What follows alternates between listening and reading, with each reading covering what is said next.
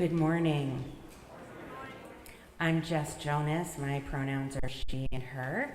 I'm a member of this congregation and also a worship associate at the Unitarian Universalist Area Church here at First Parish in Sherburne. Let's begin our sacred worship with this morning by taking a deep breath in and out. Welcome to this house of worship. Come in bringing all of who you are. Bring your seeking soul, searching for meaning, searching for love. Here, we covenant to walk together in ways of integrity and service. We help each other find the courage and commitment to live our faith fully. We keep our minds and heart open to each other and to the mysteries that lie beyond our certainties. Here, we gather in community to celebrate our common life. Notice those who need you. They are here, they are everywhere. Let us worship together, willing to be authentic with each other, honest with ourselves, and open to connection in all its forms. Welcome.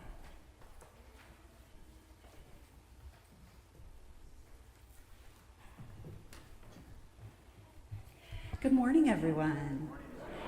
My name is Reverend Joe. My pronouns are she, her, and hers. I'm one of your ministers here. It's a delight to be with you this morning. There's a lot going on. I want to start by thanking David Winters, who's joining us on piano this morning. Thank you and welcome.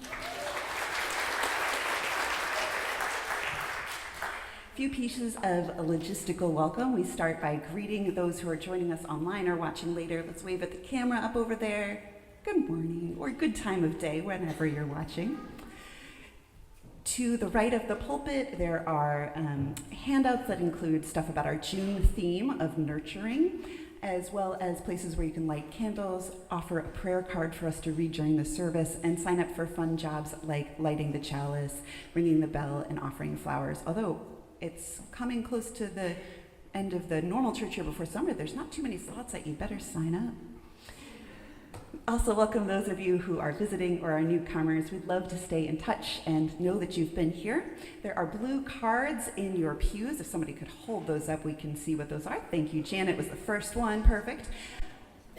If you'd like to fill those out with your contact information, you can drop those in the offering baskets as they go around later, or hand them to a greeter or me or Reverend Nathan, and we can stay in touch. A few invitations to things coming up. First and foremost, right after the service today, or like at noon, is there a break? Do people go get coffee or they just stay? Noon. So go downstairs. Depends how long Nathan preaches. So blame him if you don't have time to go down and get coffee. But at noon in the sanctuary right here and on Zoom is our annual meeting. This is the time where we both share updates about the life of the church and what's going on, as well as do important business of the democratic process of this church, voting on your leaders, as well as voting on whether to accept an accessibility renovation to this chancel space. It's going to be really meaningful and important and fun, we hope, so please come. Oh, Tim? And children's choir rehearsal. Yes, thank you. So in those few minutes when other people are grabbing coffee, if you are a kid and you want to be singing, go right over to the piano over here. Amy and Tim will be working with you on your children's choir piece for next Sunday. It's fun. It's fun. Also fun is that it is Pride Month. Happy Pride. There are all these memes on the internet that you wake up and it's June and suddenly, bam, Pride everywhere. It's like, I like that. On Saturday morning, when there's the Pride Parade in downtown Boston, I help coordinate a big gay UU service at Arlington Street Church at 10 a.m. People from all different congregations around the area come. I'm part of a live band that's doing stuff. Our own Kyle Belmont is one of our reflectors. It's going to be really, really fun, and there is tinsel everywhere in that historic sanctuary. So come, let your spirit dance before you march or watch the parade. We hope you'll come and join. We have another announcement here, which is from the Building Beloved community team. They have just enrolled in a really cool program called Sacred Reckonings, White Settler Colonizer Churches Doing the Work of Reparations, which will begin this fall. It's part of our ongoing efforts to build relationship and make amends from the history of this congregation, along with so many others. If you're curious and want to know more about how to get involved ahead of it starting in the fall, you can talk to Gage Heath if you can give a wave, Molly Howes, I don't know where you're sitting, or Hank Rauch. Those people are waving. Talk with them about it. And finally, I'm going to pass it over to Karen for one final announcement. Good morning. My name is Karen Barton. My pronouns are she, her, and I'm a member of the Stewardship Committee. And this morning, I want to give you all a quick summary report about how the annual pledge drive has gone. First of all, you'll notice that our tree has grown quite a bit. So there's a leaf for every pledge, looking very healthy. Thank you. We asked for a substantial increase this year. We issued a call to action to meet the needs of our community, and people responded. We asked for a large increase, and many, many generous members were able to step up and respond to that request. In fact, we have increased our amount pledged over the last year by more than $10,000, and we hope to still see a few more pledges come in as the year continues. So it's not too late. If you still want to pledge, we would welcome your support. Thank you to those of you who have pledged. You should have received a card in the mail thanking you for your support. If you think you pledged and you didn't get a card, come see a Stewardship Committee member and we can help you look into that. So that's me, and I don't know if there's any other committee members right now. They're raising their hands. Yes, we'll be happy to sort you out.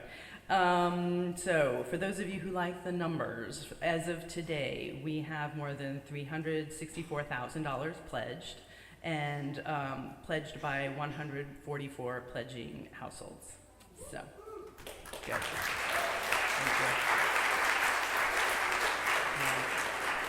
All right, so finally, just to alert you, in case you missed it, statements were sent via email on May 13th regarding your individual household's progress toward both this current year's pledge, so that the pledge you made last spring, and the multi-year Welcome Home Capital Campaign pledge. So the current fiscal year wraps up on June 30th, as does the capital campaign fulfillment period.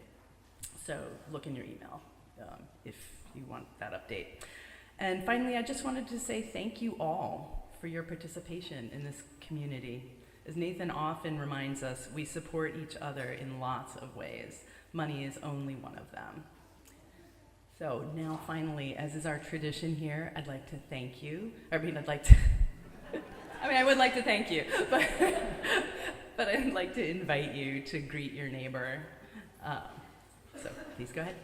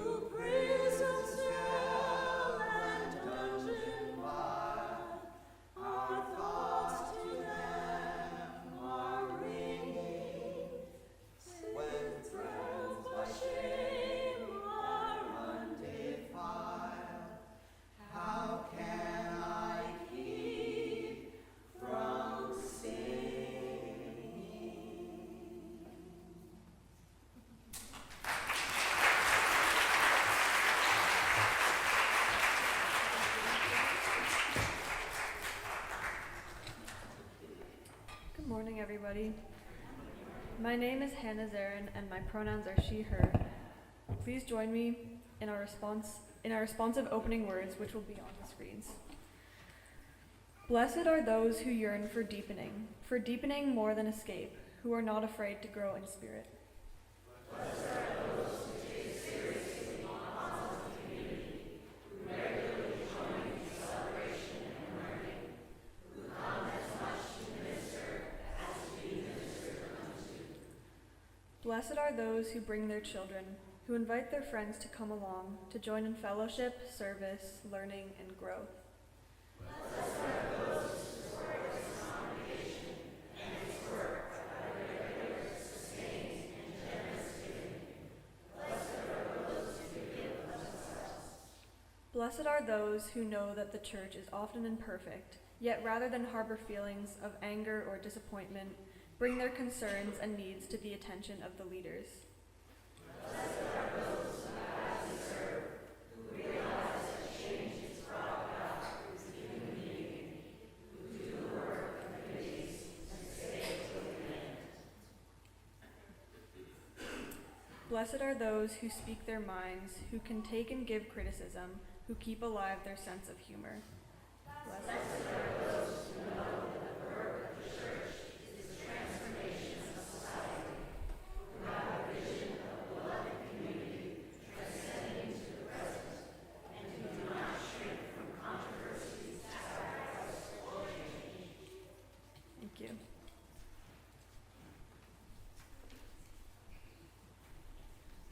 Friends, I invite us to rise in body or spirit and join our voices in singing our opening hymn. It is number 1 in our gray hymnals and on the screens. May nothing evil cross this door.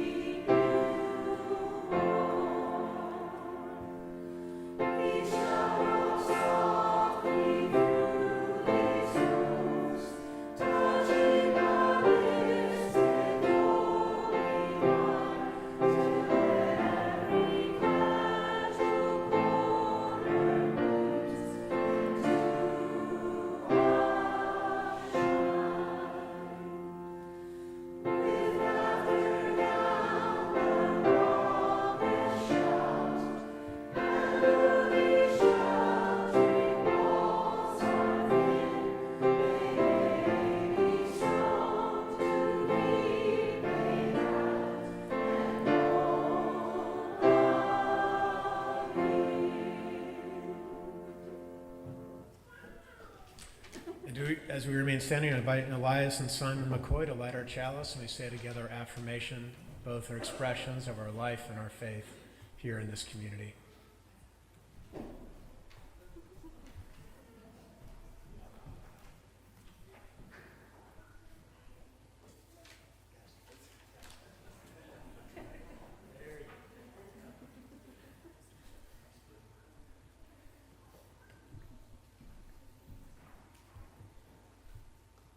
And let us say together, love is the spirit of this church, and service is its law.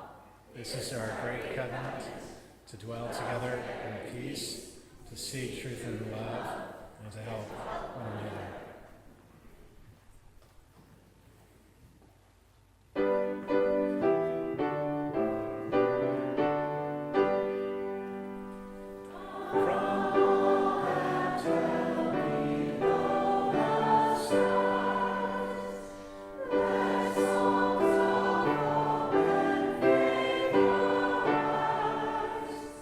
Let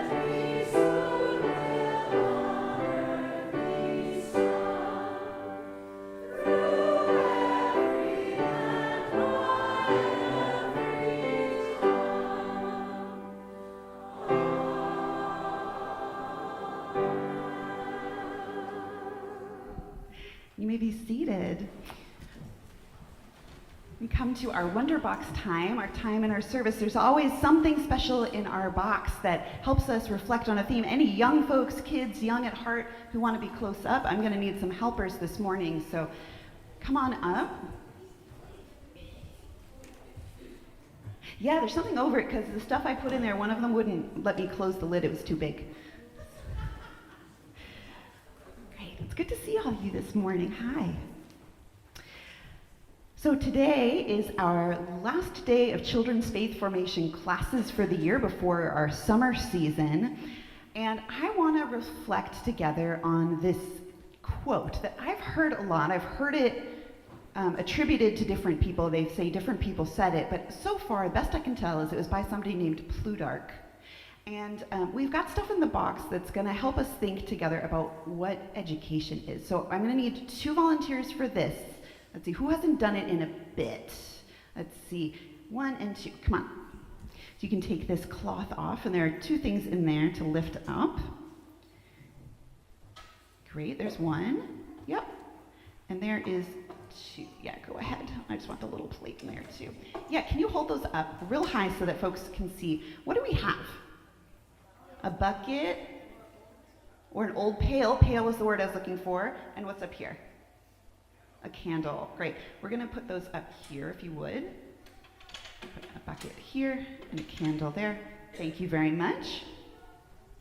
So the quote that I'm thinking about this morning says that education is not the filling of a pail, but the lighting of a flame. What do we think that might mean? Any thoughts from y'all up here? Yeah.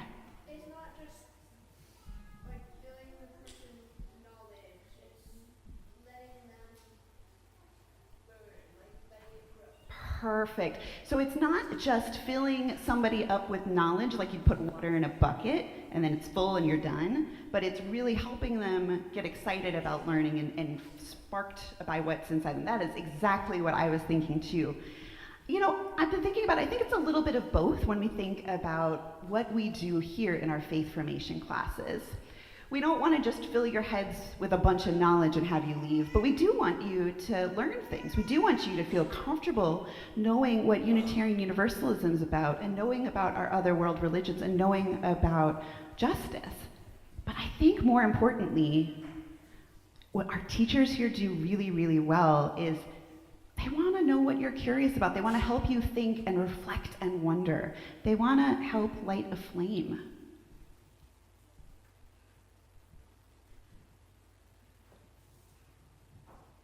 We hope that that flame just keeps going, right? Even if it blows out, you know how to rekindle it. You know how to get those sparks going when you're curious what it is you want to be learning and wondering about. So, young folks here, I'm going to need your help because we want to thank all of the people who have helped make our faith formation program possible this year. And when I tell you it is a lot of people, it is a lot of people. Every Sunday, I was thinking about this, some congregations have 1 religious educator and then maybe 1 volunteer. Every Sunday, on an average week, we have about 14 volunteers working with our children and youth. Think about that.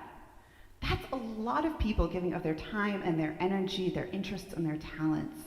And we want to celebrate them. So we're going to start with inviting some folks up today. And the first one actually can't come into the room because she's with our youngest children. But Annika Kripowitz, who's in our nursery, sorry, let me back up. Nope. Hope Hebert, Annika Kripowitz, and Cecilia Walker are 3 of our child care providers. And then Willa is in there right now. We're giving them thank yous. And then everybody else, I'm going to start calling up groups. If you have taught or substituted in those groups, please come up. Err on the side of coming up. If you have taught Spirit Play, which is our preschool through kindergarten and 1st grade, please come up. If you have taught our UU Superheroes group, which is our 2nd and 3rd grade, please come up. In a line up here, please. If you have taught Bibleodian, our 4th grade class, even for a little bit, come on up. If you have taught Crossing Paths, or which used to be known as Neighboring Faiths, come on up. including if you're a guest and would like to, but you don't have to. I brought my roommate to be a friendly visiting Buddhist for our group today. If you have taught middle school OWL, and a huge shout out to Ben and Megan. It is a huge lift. We had 16 kids from our church in Framingham in middle school OWL today. All of them stayed the whole year. If you have been connected with advising junior youth group, please come on up. And if you have been connected with advising senior youth group, please come up. Look at all these people, and there are some who can't be here today. So much you can't all fit in a lineup here. That is wild. Well, we have some gifts to thank you, but first of all, just truly thank you. I want to start also.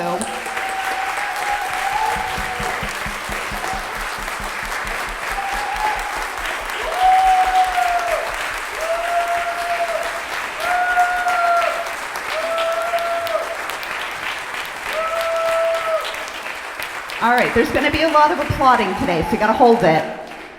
We also want to thank the two co-chairs of our faith formation team, Serena Lilly and Julia Andres, and especially to Julia, who's going to be moving off the committee this year. Nathan has some gifts for you.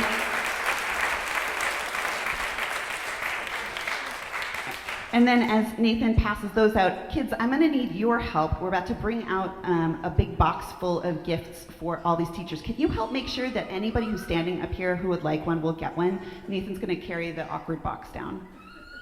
The contents aren't awkward, it's just awkward for me to carry the box. So we had some lovely zippered tote bags made that have our call to ministry on it. And we really just, a tote bag isn't enough to say thank you for this cooperative effort, because it really is. But all right, kids, can you please help make sure each of these teachers up here gets one who would like one? Here, I'm gonna put them on the floor, let them dive in. Don't squish anyone, which y'all just did. Okay, great. All right, and once you've received your bag, you can head on down. Thank you.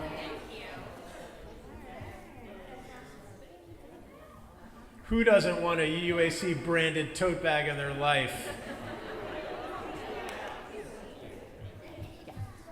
NPR's got nothing on us. All right, is there anybody up here who hasn't gotten one yet? There may be a few extras for folks who aren't here today, so we can put those up on the pulpit for now. Or back in the box for now. All right, teachers, thank you. You all can head on down because, I said our faith formation team takes a lot of volunteers. It's a cooperative effort, but church is a cooperative effort. And before you all head to your classes, I want to acknowledge everybody who has helped make this church the thriving, amazing place that I have found it to be in my first year here. This church exists because of your energy and devotion and time and your presence. Just your presence is a gift.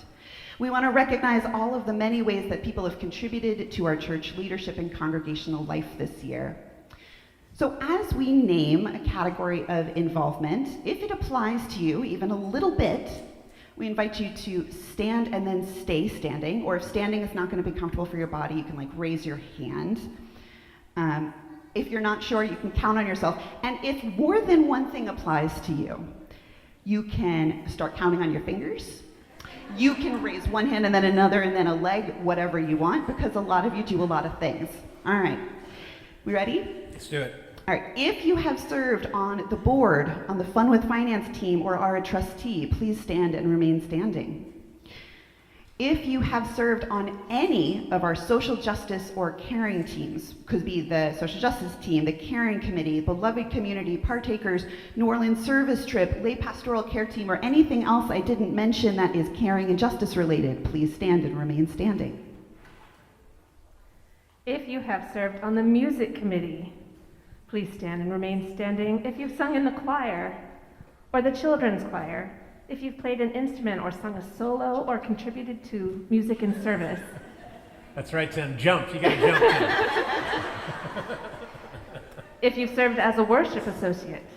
If you run the tech during service. Let's go, or Julia. tried to help us fix a microphone situation. I'm standing.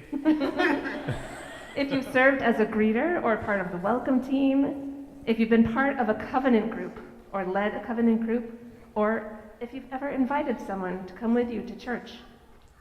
If you've ever invited all of you have almost always invited somebody to come to church, seriously. All right, listen, other categories. If you help take care of our building, our abundant plants, Peter engaged, you probably a stand on a pew. You helped in the aftermath of last summer's lightning strike. Oh my gosh. If you volunteer at our Good as New shop, it's like a crew of like 500 people, I think, every week. Please rise as you're able. If you were part of the Faith Formation Committee, if you helped with the haunted house or the Halloween potluck or Christmas pageant or were in any of those, I think that was a lot of you up here up front, any of you, you can stand on up. If you attended Faith Formation classes or OWL or junior youth group or senior youth group, kids, I think that's most of you. If you are a young adult or a youth, if you have ever reached into that bottomless candy jar or have played with the toys in the back, please stand and remain standing.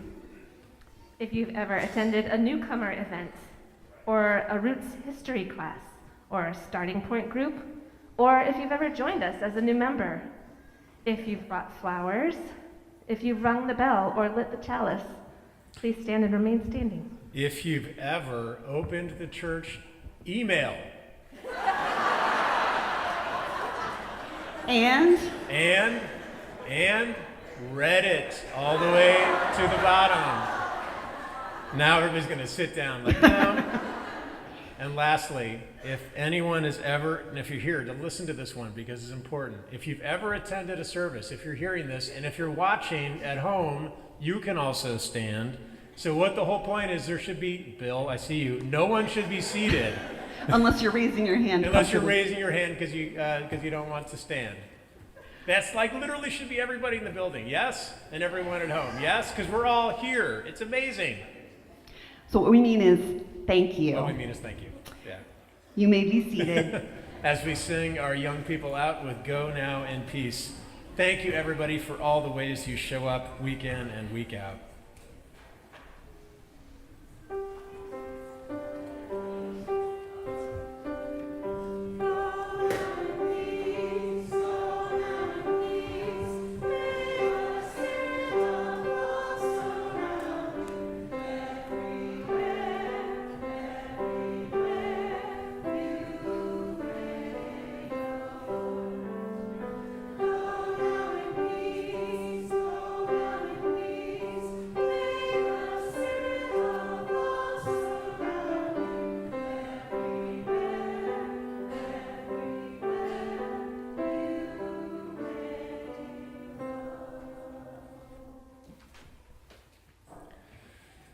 Friends, let's take a breath together. And let us find ourselves within ourselves here in this time of year that can be so over busy and asking so much of us and so many of us to over function. Just take a breath.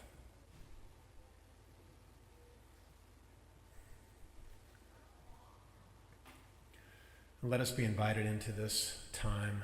It's always all too little of stillness and prayer and meditation. And for this Sunday and next Sunday, our prayer hymn will be Spirit of Life, one that many of us know very well. Our lyrics will be on our screens for us.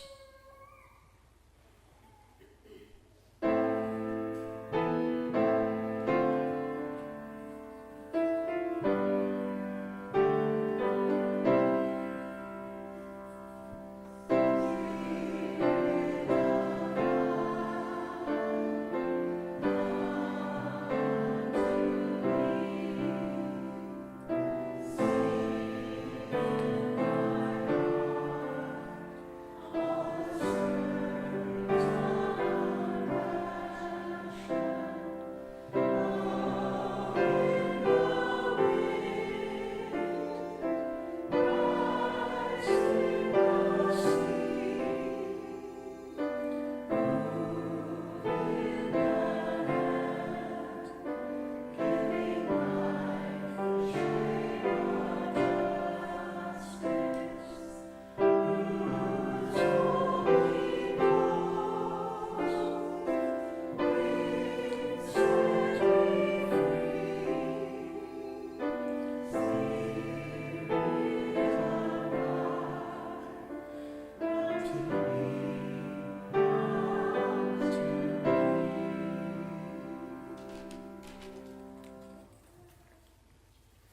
I invite us to make room for one another, for the people and the places and the gratitudes that so often go unspoken. Our prayers for loved one Julie Andrus asks us to hold her mother in our hearts. She struggles with mental health. From Ellen Kirstein for Rick, who just got diagnosed with Lewy body dementia. From Gail for Jordan, for Tikva, and anyone who is fighting back to health. Invite us here into this space to raise and speak the name of someone, if you'd like to, that you are holding in your heart this morning.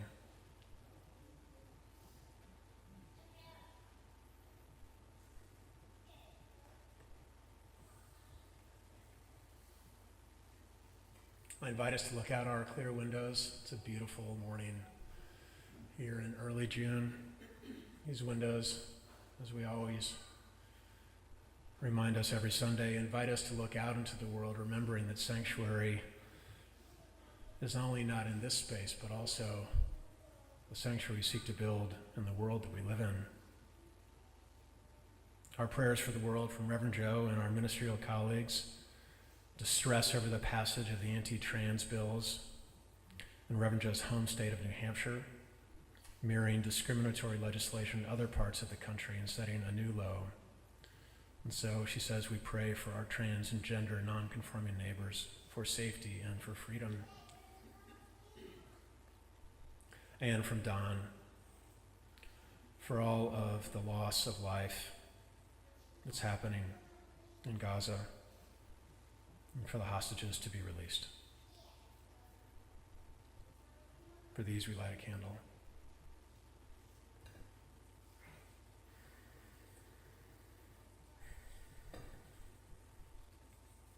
Let me invite us just to take and make space in our moment here, just for the gratitudes. I mean, I don't know about you, but I just I'm always on to the next thing, right? And I forget to name the stuff that is good. Gage says, for all the new folks and long-term members at this morning's breakfast that happened, you can have some remnants of it downstairs before the annual meeting. We welcome UAC's newest member, Nancy Shaw, who signed the membership book this morning. Welcome here. And last but not least, for 2 celebratory months we honor in June for Pride and for African American Music Appreciation Month. We'll be celebrating both of these over this Sunday and next Sunday. Friends, we light a candle.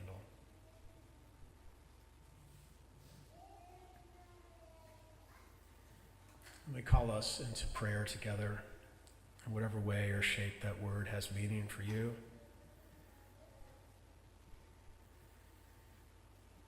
Dear Spirit of life and love and depth between breath,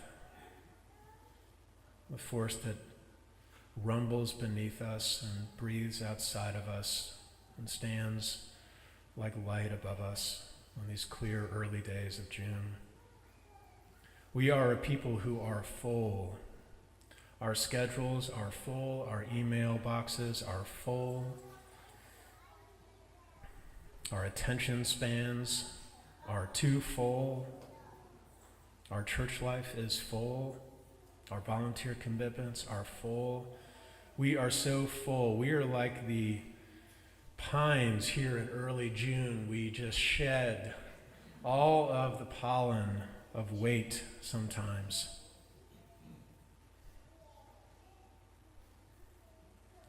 We are people who need to give ourselves a little bit of a break. We are people who need to give each other some grace.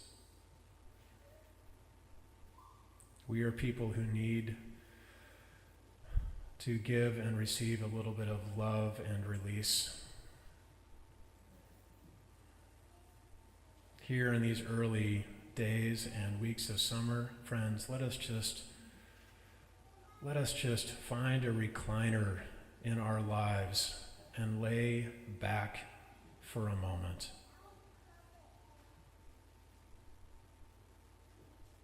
and just be. And invite us here into stillness together.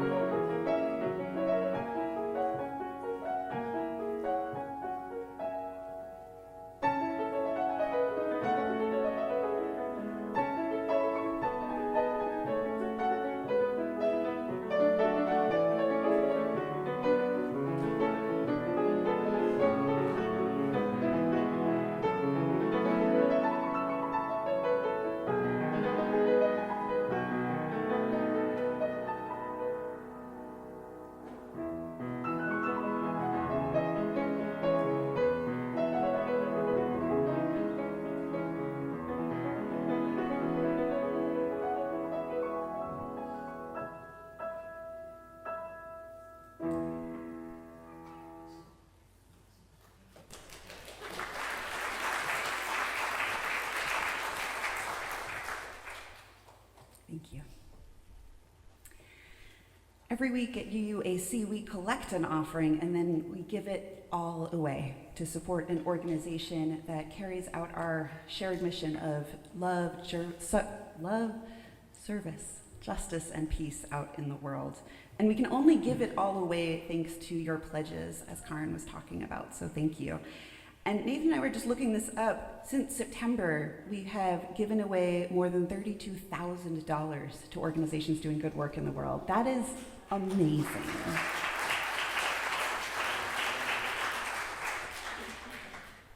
week we are giving to the World Central Kitchen, and I just want you to pause for a moment and reflect on a time you might have experienced somebody giving you comfort food when times were hard. My friends know that when times are hard, all I want is mashed potatoes or pumpkin pie, and it shows up, and I feel so cared for. Essentially, that's World Central Kitchen's mission in a nutshell, but when times are hardest. World Central Kitchen is the first to the front lines, providing meals in response to humanitarian, climate, and community crises. They apply a model of quick action, they work with local resources, and adapt in real time. They have served hundreds of millions of nourishing meals around the world. When disaster strikes, World Central Kitchen's relief team mobilizes with the urgency of now to start cooking and serving meals to people in need efficiently and with dignity and care. They partner with organizations on the ground and help activate a network of local restaurants, food trucks, or emergency kitchens, helping to provide comforting meals to survivors of disasters. They help support regional economies, purchasing local ingredients to distribute to families in need. They know, and I think we know, that providing good food provides not only nourishment, but comfort and hope, especially in times of crisis. If you'd like to join us in making an offering, you can scan the QR code on your screen or the order of service, or you can give cash or check as offering baskets come around. We invite you to give generously, and we thank you.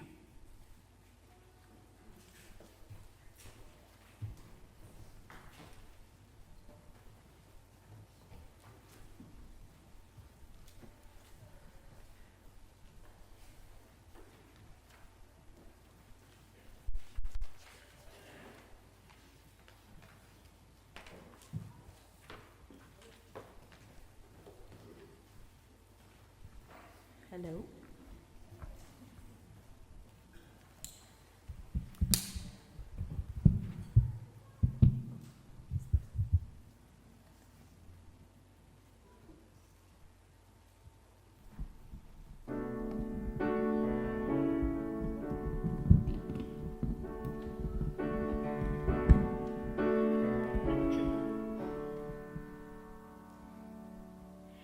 This is the sound of one voice,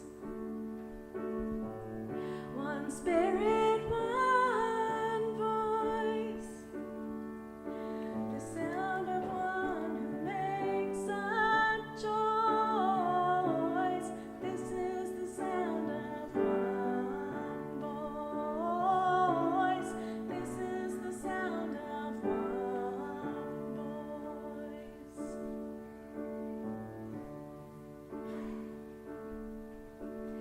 This is the sound of voices too.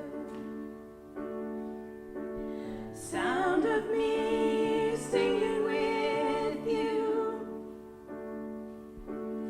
helping each other to make it through. This is the sound of voices too. This is the sound of voices too.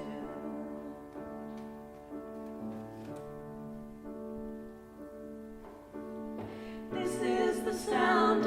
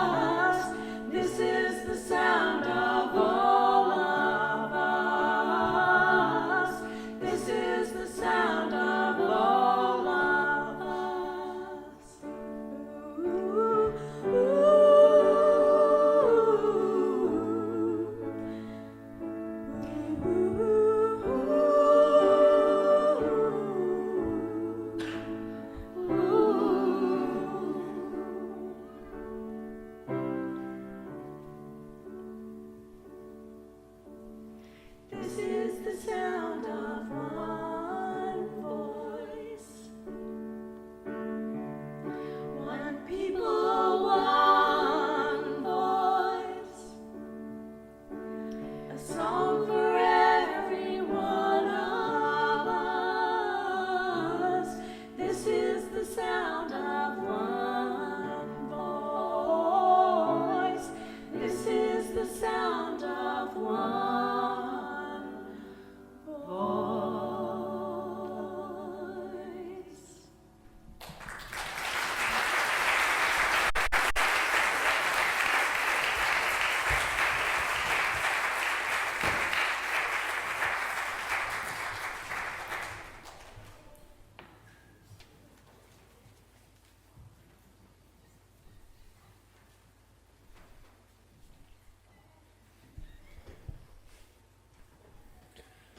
Let me invite us to just take another breath. We can never have too many breaths. Here's our world. Beautiful and terrible things will happen. Keep our hearts tender and our eyes soft and our words true. This is what you and I strive to be about, that there's no answer but to love one another. We bear witness against destruction. We gather here in communities like this one to practice being the person that we say we want to be. Here in this season of overdoing it, a reminder, we cannot do everything, but we can do something, and that something is not nothing. So as Leonard Cohen reminds us, ring the bells that still can ring, forget your perfect offering. That is how the light gets in. I missed the crack, of course.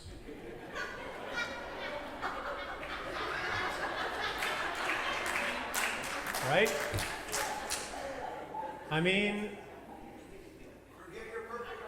I'm forgetting my perfect offering, Tim. It's perfect. It's absolutely perfect. Love it.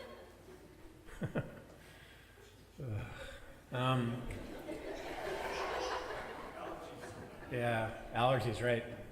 So on Thursday, I put a little title to this little homily. I always tell myself I'll be shorter because I put the word homily. Homily, I think, is supposed to mean they're shorter, but anyway. And I put it in as and, right? You see it up there? You see and? It's a riveting title for what it is for titles, right? It's riveting. And the reason I put that in is I had this little idea. Because this is what happens when you do my job. You like have an idea. You're like, oh, that'll be an idea. I'll do that. And you just got to catch it when you can. I wanted to encourage us to go past this culture that we live in that tells us to choose either or all the time, right? The culture that we live in tends to put a big giant period or a big giant exclamation point or an angry emoji, even to everything, basically. Our politics, our religion or lack thereof, to our parenting, to our partnering, to our gendering. It's like the culture we live in says we can only live in binaries, either or. And the way that it sounds, I hear it sound all the time, is you're either with us or you're against us.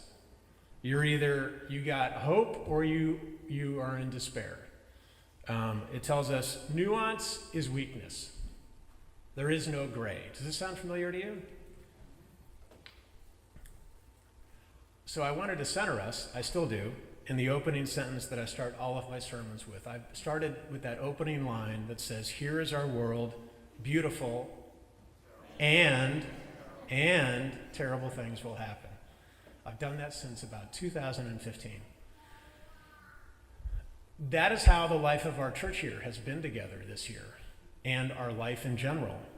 We have marked lovely, beautiful things. We get to bless a baby next Sunday. She was here, I think she's still here. She's somewhere in the back. The cutest little hat you've ever seen in your life.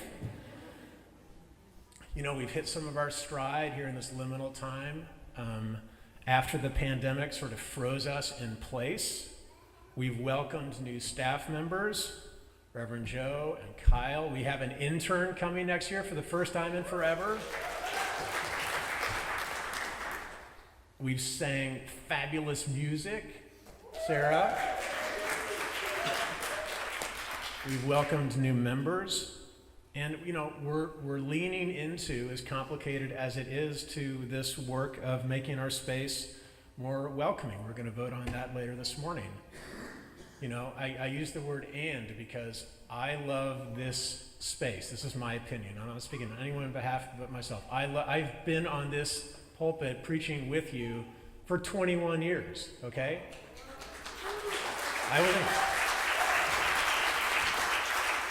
So I love this, and it needs to, I believe it needs to change to make it more accessible for people that need to be here. That's what I believe. That's my opinion.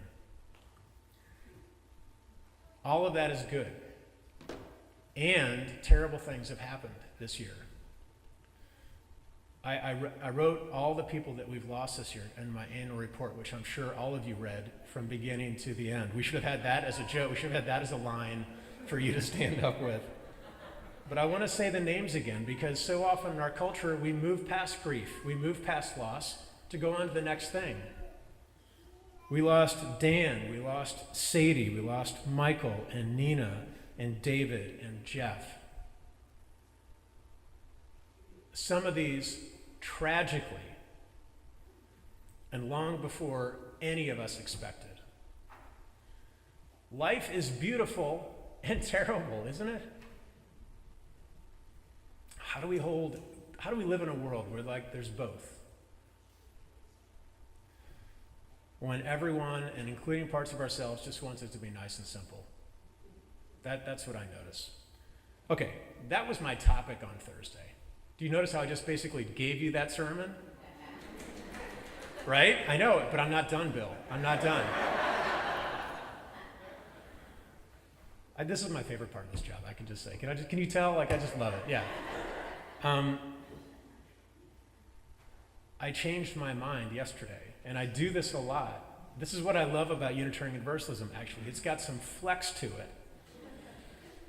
It's not static and rigid. Our scripture and our worship is not static. And the reason that I changed my mind is that I was getting ready to speak at the Holliston Pride Celebration. I live right down the street. It's in Blair Square. They have this whole new rail trail. It's beautiful. And I've lived in Holliston since 2007. And it recently changed the rules, the town did, so that the pride flag, cannot hang from the town hall, which is on Route 16. Now it's got to hang in Blair Square. And the reason they did this, the town said, was because they wanted to avoid being sued by other organizations that might want their flag that might say something different, okay? They moved it to Blair Square. It's lovely, it's beautiful, but it's not as prominent, and it's not a government building, okay? So many of us were disappointed by that decision. I went and spoke with the selectmen, and a bunch of our church members did who live in town. But we needed and we wanted to celebrate Pride anyway. We wanted to let folk know that our town, just like our church, by the way, is a welcoming place no matter who you love or how you show up in the world. In our town, we wanted to say, in our church, you get to be out and you can be proud. There are no shame, there are no secrets, there's no hiding. Yes? So for public events like this, a lot of my clergy colleagues wear collars. The intention is to communicate the powerful message that religious people aren't just those who blame and shame and preach against welcoming of LGBTQ plus people, but there are also religious people who actually try to do what Jesus would have done, which is not police the bathrooms.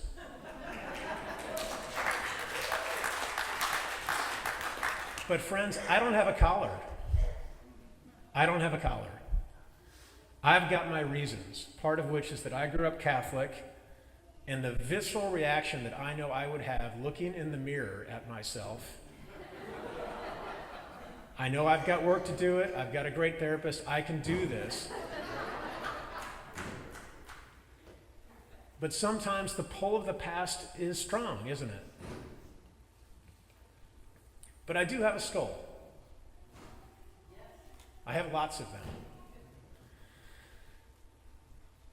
I have this one that someone gave to me.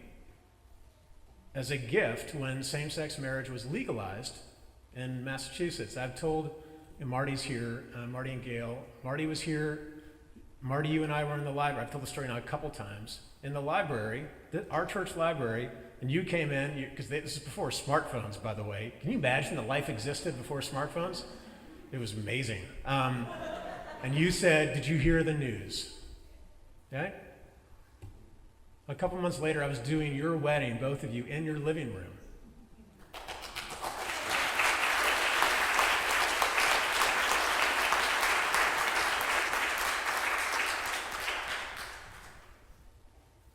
So I did all these weddings with this stole.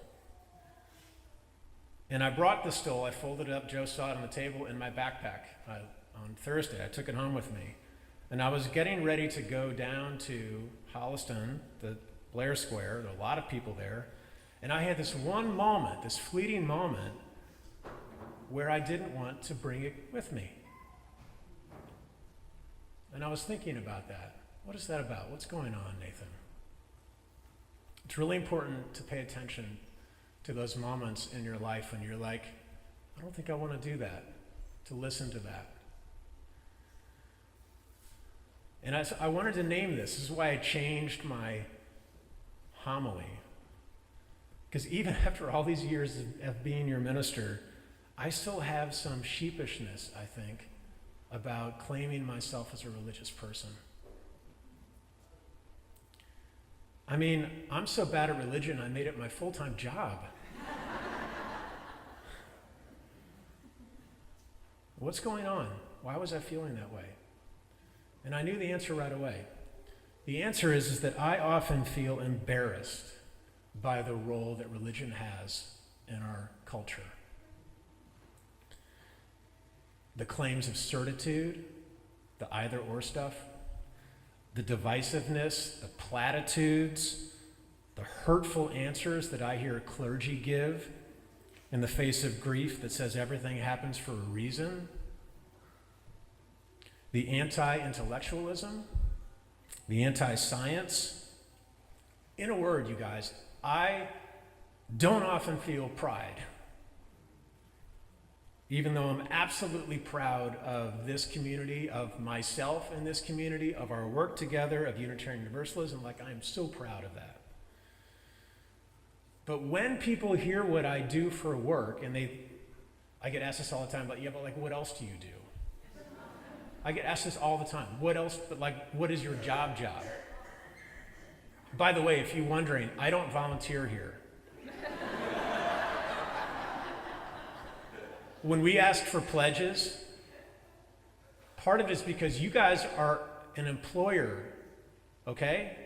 We are a small nonprofit. You pay for our staff and our health care, our life insurance, our retirement, our dental care, our salaries. This is my work in life. This is my vocation. This is my purpose. But sometimes when I show up in a regular shirt and then I put a stole on, I see how people look at me differently with eyes that say, oh God, clergy, will he be preachy? There's a sermon coming. Brace for the brimstone. I saw it even yesterday. And I just hate it. I hate that folk will make assumptions about me without knowing me. I hate that they will make conclusions about me without knowing me. They will make caricatures of me without knowing me. Do you know what I mean? This is part of why pride is what it is. As a straight, white, cisgendered guy, it is so important for me just to get a little tiny glimpse of what it feels like to have people make assumptions about you without knowing you. One nice thing about getting older, I think there's maybe one, there's maybe two, is that when you feel uncomfortable, when I feel uncomfortable, like maybe I can just skip wearing the stole, like no one's gonna, it's fine. I know as I've gotten older that it's usually a sign for me to lean in and not away. Do you know what I mean?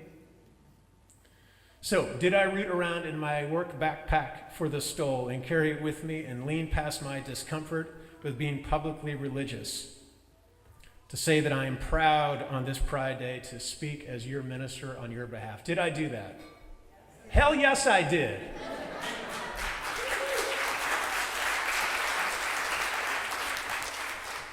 And it felt really good, and it felt necessary, and it felt important, and it felt powerful. Did you hear all of those ands there? And I want to extend my experience yesterday of wearing my pride, both for the LGBTQ plus people in our community, but also just being your minister and being part of this faith community, of being part of UAC that has been on this hill since 1685.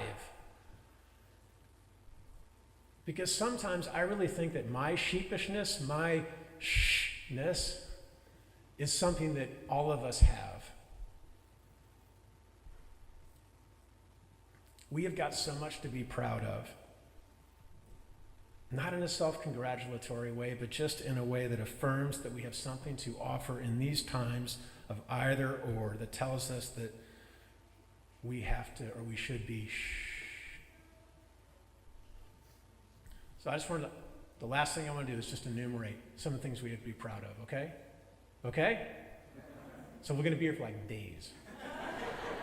Because the list could be really long.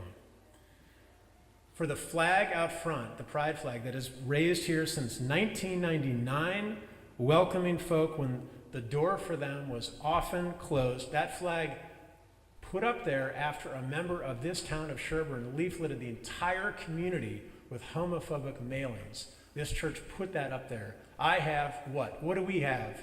Pride.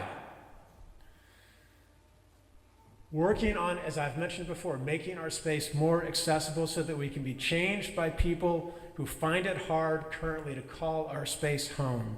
Even as we acknowledge that change is hard and the pulpit has loads of history. What's the word? Raising funds every year to keep this place going when everyone is telling us that organized religion is dying.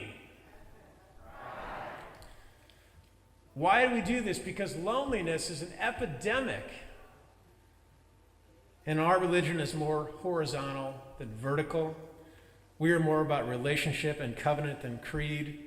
And God help us, I hope, more about everything than individualism, which means that our mission of covenant and community is vital. What is the word for that? And listen, it's not like I'm telling you to go out and get a stole, though you can, because they sell them on Amazon, along with an ordination certificate. By the way, I didn't do that. Joe and I spent years in school. We have the debt to prove it. I'm just telling us here at the end that I want us to lean in to our discomfort and not away. The discomfort that is very understandable and very deserved about calling ourselves religious people and not just spiritual people. Religion is what we do together in public. Spirituality is what we do in private. We are too private. We are too private. You know what's a proud thing? A proud thing is saying and claiming that, I said this at the new member breakfast this morning, it is easy to find religion up on a hill by yourself, not on a pollen day, the sun is out. Oh my God, like the spirit is so, I'm so spiritual. You know what's a lot tougher and a lot more true, I think, and real? To find that experience in a community like this with uncomfortable seating, lots of history, lots of complicated people. You hear sermons you love, you hear sermons you don't love. You try to find God in the person next to you who maybe you have a hard time liking. That, my friends, is something else. That's our mission.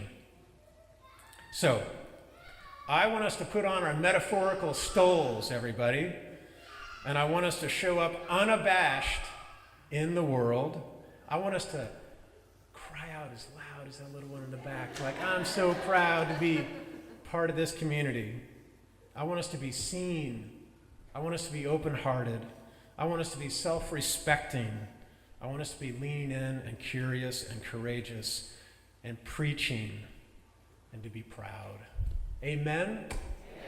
You glad I changed my sermon title a little bit? There is a crack in all of us and everything, but that is how the light gets in. We're going to sing one more time.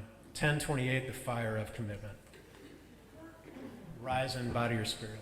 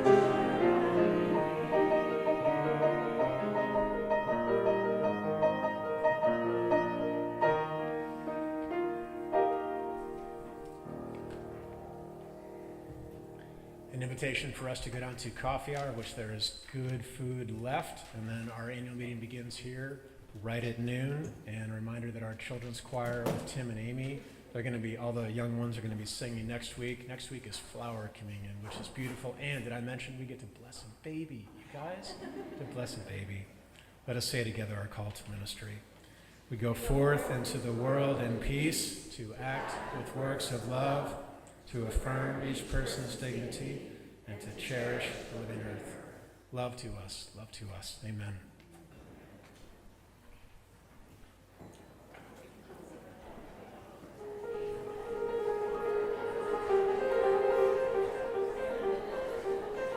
Thank you.